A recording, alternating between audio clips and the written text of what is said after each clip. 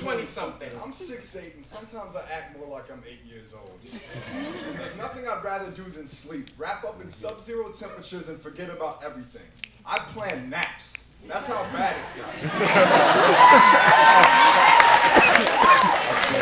The last time I slept well. Well, I'm a second semester senior, but I still love like I'm in preschool. Still watch romances on television, then practice moves on teddy bears. Call me an elementary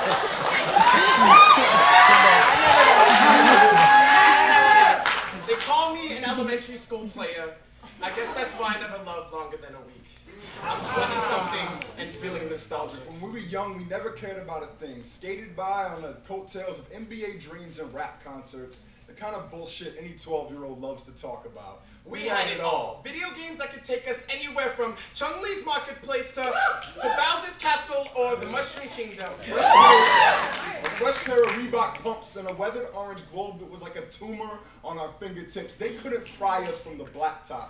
And trust me, they tried. We were like Tommy Pickles in that screwdriver collection he kept in his diaper.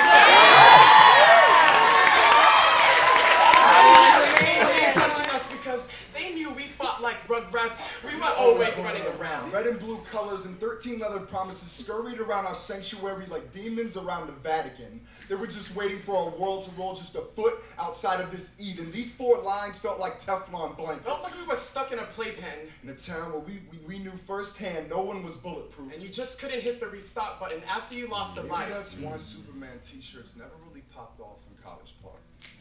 I'm 20-something, and I've learned the most from my father. Homeschooled with his marriage, you can call my parents' love broken because that's what my mother looked like on most nights. And I'm trying to unlearn the mistakes of a Mr. Hyde father. So now, I pray every pair of lips I kiss doesn't shatter from the quiver of my mouth. I'm 20-something, and I gave up on love just last week. 7 days ago, I guess you could call me a hopeless romantic. Now I'm just hopeless. Weightless and heartbroken, and I have no one to blame but myself. I had the chance of a lifetime, and all I had to do was embrace it. Wrap my 7-foot wingspan around her and never let her go. But for some reason, my grip isn't what it used to be. And I grew up thinking that love was a one-sided fist fight, so I'm sorry if my grip's too tight when I hug you, and I just want to curl my fingers down your spine or play with your hair sometimes, but I got these boxing gloves for hands, so that's why love always feels like a fight.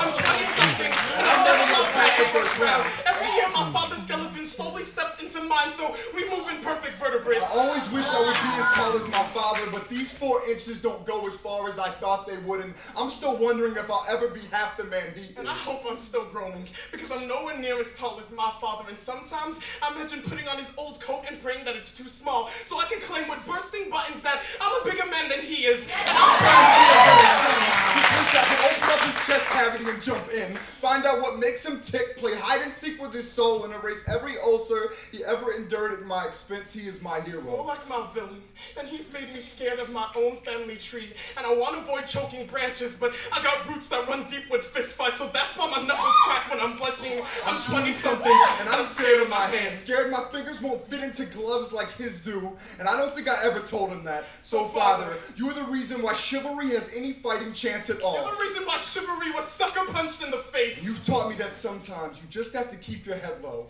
Fight as hard as you can for those you love. And that subtlety is as powerful as bravado ever was, and I love you for pushing me to the limits that I never thought I could handle. And I love you, but I never wanted to grow up to be a second-rate father. I remember when the hardest part of my day was convincing my mother to stay up past midnight. When I made love to the front lawn on Sunday afternoons. The sky was my best friend. And we played freeze tag with the crawling bugs up our thighs.